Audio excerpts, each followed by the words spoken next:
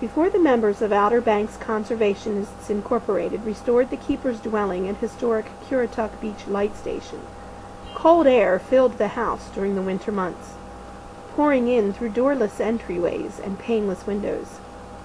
Today, only one room of the house still feels cold, and it feels cold all the time. Not just when the outside temperature drops, and not because doors or windows are missing or have inadvertently been left ajar. This room feels unnaturally cold year-round. People who tour the keeper's dwelling often remark that the upstairs bedroom on the north side of the house is colder than the other rooms, notes Lloyd Childers, who served as the executive director of the Outer Banks Conservationists and keeper of the Lighthouse for many years.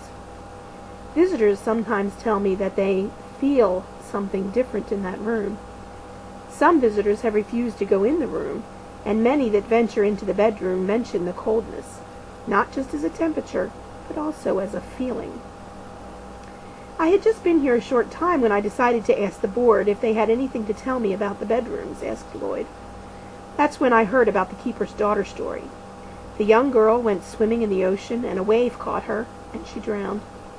Her body was probably placed on the bed for a time, she explains. Perhaps related to that was an experience a guest reported in an adjacent room. A woman was staying the night, but couldn't sleep since someone kept pulling on the bed sheets. It was like a child trying to pull off the covers, kind of saying, "Come play with me," Lloyd recalls. We had not told our guest about the keeper's daughter's ghost, she notes.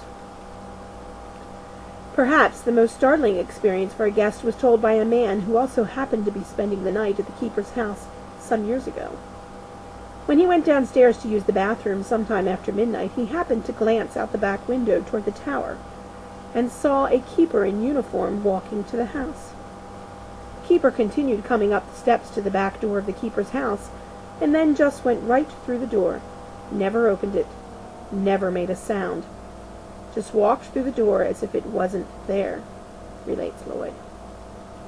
This keeper, who has been seen before on the lighthouse tower stairs, may have come back to polish brass and keep the light in good working order.